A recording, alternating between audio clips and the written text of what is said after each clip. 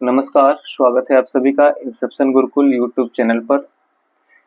आज से भारतीय संविधान एवं राज्य व्यवस्था को शुरू करेंगे। यह क्लास यूपीएसआई, यूपी पुलिस और रेलवे, एसएससी आदि की तैयारी करने वाले परीक्षार्थियों के लिए उपयोगी सिद्ध होगी। इसमें हम भारतीय संविधान के कॉन्सेप्ट को बेहतर ढंग से समझने का प्रयास करेंगे तथा उससे संबंधित महत्वपूर्ण प्रश्नों को भी समझेंगे। तो भारतीय संविधान एवं राज्य व्यवस्था को अध्ययन की सुविधा की दृष्टि से इसे दो भागों में विभाजित किया गया है। पहला संवैधानिक ढांचा, दूसरा शासन व्यवस्था। संवैधानिक ढांचे के अंतर्गत निम्नलिखित अध्यायों का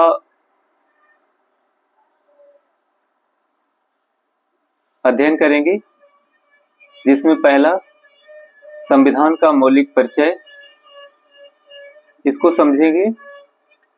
नंबर 2 पर भारत के संवैधानिक विकास का इतिहास, फिर भारतीय संविधान की प्रमुख विशेषताएं, भारतीय संविधान की प्रस्तावना, भारत संघ और इसके राज्य क्षेत्र, नागरिकता से संबंधित संवैधानिक प्रावधान, मौलिक अधिकार, राज्य के नीति निर्देशक सिद्धांत, मौलिक कर्तव्य, प्रमुख संवैधानिक संशोधन आदि को हम भाग 1 के अंतर्गत अध्ययन करेंगे। भाग 2 में भारत की जो शासन व्यवस्था है, जिसमें भारत की शासन प्रणाली, संघ की कार्यपालिका, संघ का विधान मंडल, राज्य की कार्यपालिका, राज्य का विधान मंडल, भारत की न्यायिक प्रणाली, स्थानीय स्वशासन,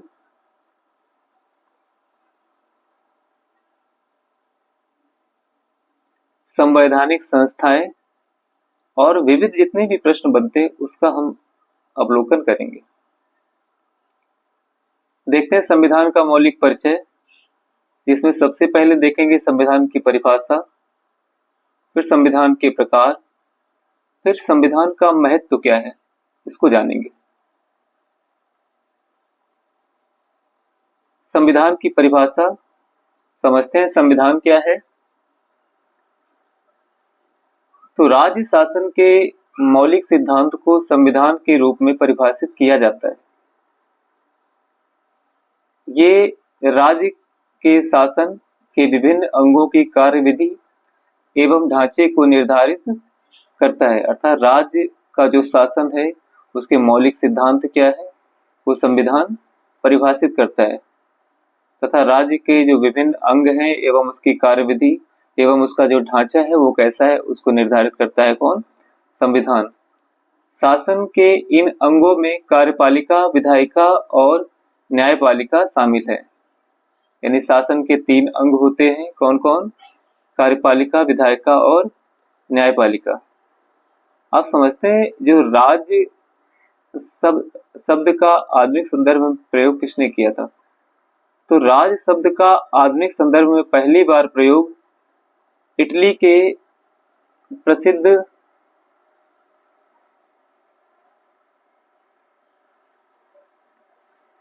राज्य शब्द का पहली आधुनिक संदर्भ में प्रयोग इटली के प्रसिद्ध राजनीतिज्ञ मैकियावेली ने 1469-1527 में किया था।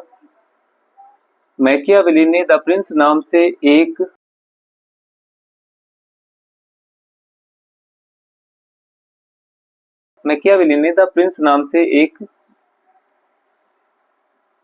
प्रसिद्ध पुस्तक लिखी है, जिसमें उन्होंने राज्य के 4 तत्व बताए।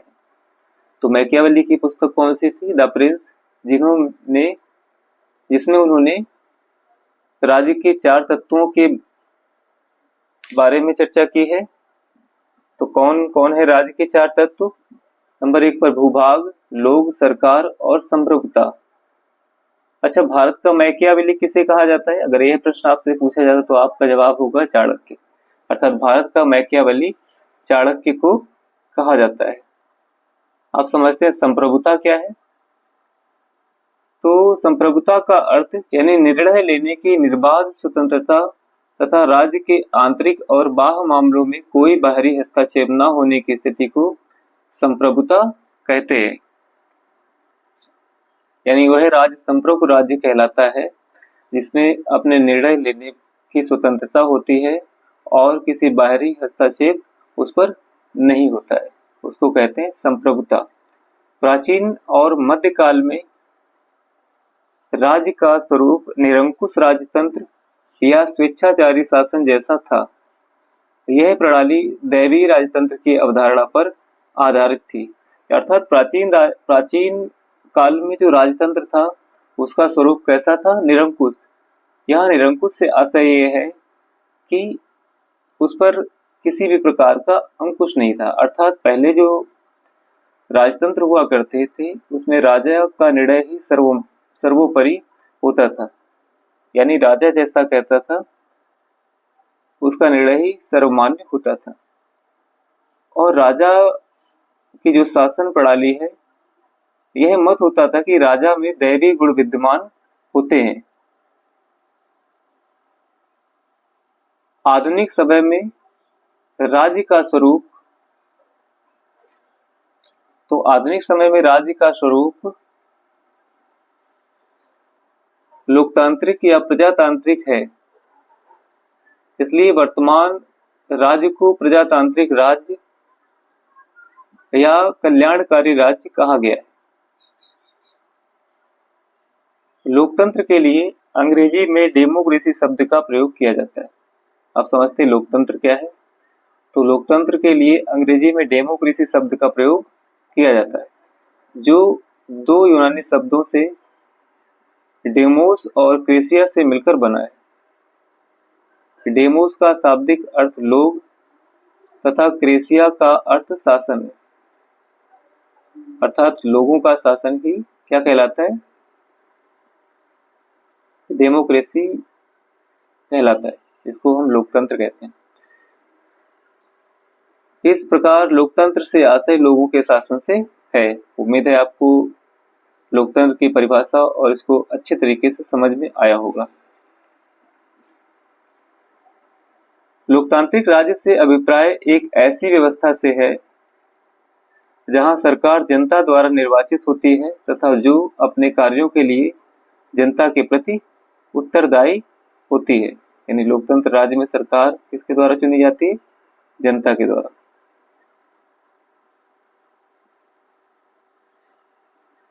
तथा जो अपने कार्यों के लिए जनता के प्रति उत्तरदायी होती है, इसका एक अन्य अर्थ है विधि का शासन, ना कि व्यक्ति का। यानी लोकतंत्र में किसका शासन होता है? विधि का। और राजशाही में राजा का शासन होता है। महान अमेरिकी राष्ट्रपति अब्राहम लिंकन के शब्दों में लोकतंत्र, यानी महान अमेरिकी जो राष्ट्रपति थे जिनका नाम था अब्राहम लिंकन, इन्होंने लोकतंत्र के लिए एक अपनी परिभाषा दी जिसको सबसे अच्छी परिभाषा माना जाता है, जिसमें उन्होंने कहा, तो महान अमेरिकी राष्ट्रपति अब्राहम लिंकन के शब्दों में लोकतंत्र एक ऐसी शासन प्रणाली है जिसमें लोगों का शासन लोगों द्वारा और लोगों के लिए शासन होता है।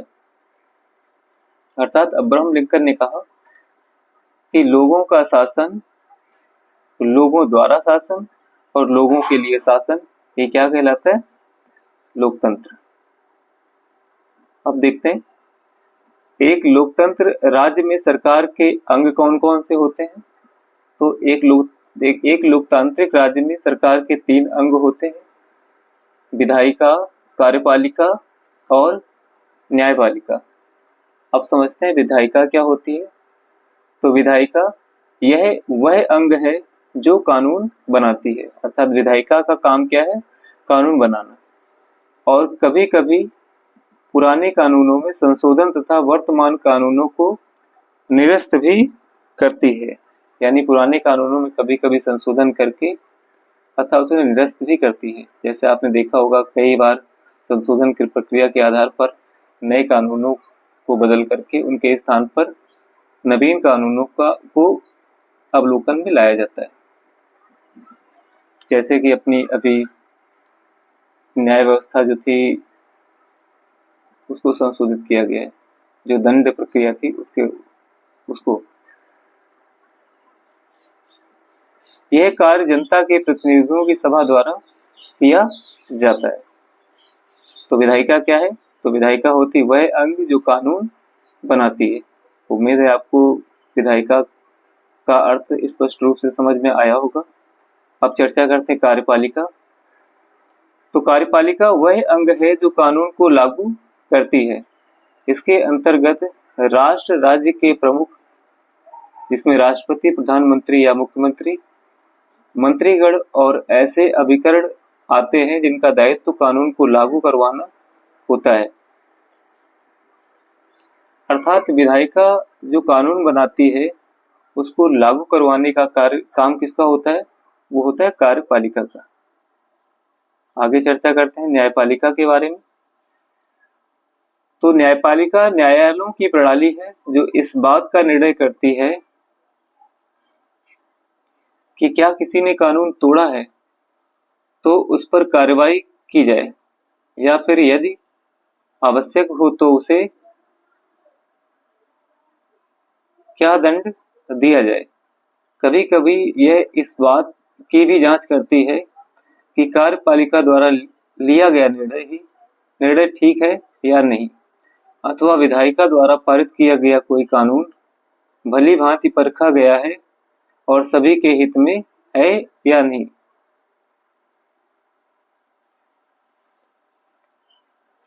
अर्थात न्यायपालिका जो है वो दंडात्मक प्रक्रिया को अपनाती है। तो उम्मीद है अभी तक जितना भी हमने पिछले अध्याय में देखा उसको स्पष्ट रूप से आपके भली भांति समझ में आया होगा। अब चर्चा करते हैं जो संविधान है वो कितने प्रकार का होता है। तो संविधान 3 प्रकार का होता है, जिसमें पहला लिखित अथवा अलिखित संविधान, दूसरा कठोर अथवा लचीला संविधान, तीसरा एकात्मक अथवा संघात्मक संविधान। अब चर्चा करते हैं लिखित अथवा अलिखित संविधान क्या होता है, समझते हैं इसके बारे में। तो संविधान को 2 वर्गों में, तो लिखित संविधान को 2 वर्गों में विभाजित किया जा सकता है। लिखित जैसे अमेरिकी संविधान और भारतीय संविधान। यानी लिखित संविधान कैसा है? विश्व का सर्वप्रथम पहला लिखित संविधान था अमेरिकी संविधान। और अलिखित संविधान जैसे ब्रिटिश संविधान, लिखित संविधान एक निश्चित अलिखित संविधान कौन है? अलिखित संविधान जो ब्रिटिश का संविधान है वह अलिखित संविधान।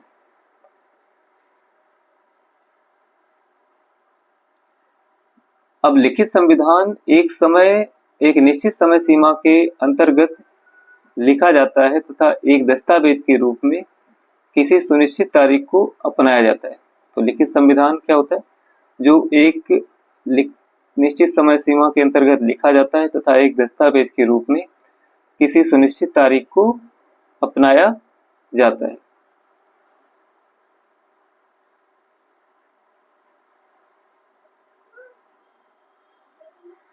भारतीय संविधान लिखित संविधान है जिसे तैयार करने में 2 वर्ष 11 माह और 18 दिन का समय लगा। इसे 26 नवंबर 1949 को स्वीकृत तथा अंगीकृत किया गया और इसे 26 जनवरी 1950 से लागू किया गया। इसके विपरीत अलिखित संविधान क्रमिक विकास का परिणाम होता है। बच्चों 26 जनवरी 1949 को भारतीय संविधान को अंगीकृत किया गया था। अर्थात भारतीय संविधान को बनने में जो समय लगा था वो 2 वर्ष 11 माह और 18 दिन का समय लगा था। भारतीय संविधान 26 नवंबर 1949 को बनकर के पूर्ण रूप से तैयार हो गया था और इसके कुछ भागों को 26 नवंबर 1949 को ही पारित अथवा लागू कर दिया गया। लेकिन संपूर्ण रूप से इसे 26 जनवरी 1950 को लागू किया। क्यों लागू किया गया इसकी चर्चा बाद में करेंगे, अभी समझते हैं आगे।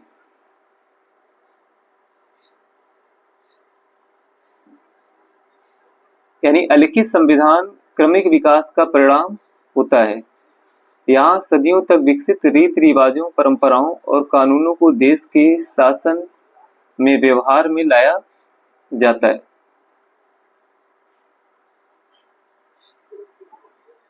ब्रिटेन का संविधान अलिखित संविधान का उदाहरण है। अलिखित संविधान में संसदीय सर्वोच्चता की अवधारणा अपनाई जाती है, अर्थात अलिखित जो संविधान होता है उसमें संसदीय सर्वोच्चता की अवधारणा अपनाई जाती है। जैसे कि ब्रिटेन का संविधान एक कैसा संविधान है? अलिखित संविधान है।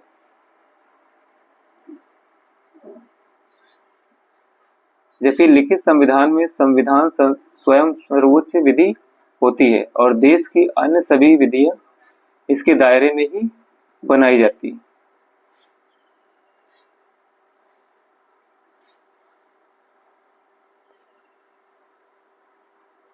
अब बात करते हैं कठोर और लचीला संविधान क्या होता है।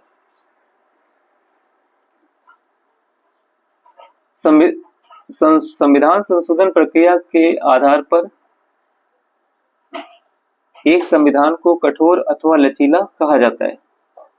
कठोर संविधान में संशोधन की प्रक्रिया जटिल होती है, जैसे अमेरिकी संविधान, स्विट्जरलैंड का संविधान और ऑस्ट्रेलिया का संविधान इसके सबसे अच्छे उदाहरण हैं। इसके विपरीत लचीला संविधान आसानी से संशोधित हो जाता है। इसमें संशोधन की प्रक्रिया साधारण विधान के निर्माण की प्रक्रिया के समान होती है। ब्रिटिश संविधान इस लचीले संविधान का सबसे अच्छा उदाहरण माना जाता है, क्योंकि इसकी संशोधन की प्रक्रिया बहुत सरल है।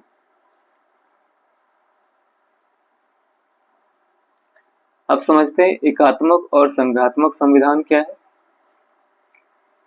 संविधान को शासन व्यवस्था के आधार पर संघात्मक और एकात्मक स्वरूप में वर्गीकृत किया जा सकता है। संघीय व्यवस्था में दो स्पष्ट स्तरों पर सरकारें होती हैं। पूरे देश की एक राष्ट्रीय सरकार होती है जिसे संघ अथवा केंद्रीय सरकार कहते हैं। इसके अतिरिक्त प्रत्येक इकाई अथवा राज्य की भी एक सरकार होती है। संयुक्त राज्य अमेरिका संघीय व्यवस्था का सबसे अच्छा उदाहरण है। तो एकात्मक और संघात्मक संविधान में क्या होता है? संघात्मक संविधान में एक संघीय सरकार होती है और एक राज्य की सरकार होती है। तो बच्चों आगे भी हम इसी प्रकार से कॉन्सेप्ट को बेहतर तरीके से समझते हुए और प्रश्नों को उनकी बेहतर तरीके से उनको भी समझेंगे। जब आप किसी सब्जेक्ट को पढ़ते हैं उसके कॉन्सेप्ट को बेहतर तरीके से समझना चाहिए। कॉन्सेप्ट अगर आपका क्लियर होगा तो आप प्रश्नों के उत्तर तो आसानी से दे ही सकेंगे। और जो आजकल नवीन चलन है जिसमें प्रश्नों को कथन और कारण के आधार पर पूछा जा रहा है, जिसमें यदि आपका कॉन्सेप्ट को आपने सही ढंग से समझा है तो आप उन प्रश्नों को आसानी से उनका उत्तर दे सकेंगे। और अगर आपने फैक्ट बेस्ड से तैयारी की है तो उन प्रश्नों के उत्तर देने में आपको असुविधा होगी। तो हम अपने जो क्लासेस को आगे भी जारी रखेंगे और कॉन्सेप्ट और उसके बाद उनके प्रश्नों का अध्ययन भी इसी प्रकार करते चलेंगे। उम्मीद है आज की क्लास आपको अच्छी लगी होगी। जल्द ही इसकी दूसरी क्लास को भी लाने का प्रयास करेंगे। और संविधान को बेहतर तरीके से समझेंगे और आगे हिस्ट्री, ज्योग्राफी इसकी भी क्लास जल्द ही लाने का प्रयास करेंगे। आप इस चैनल पर जुड़े, आपका बहुत बहुत धन्यवाद।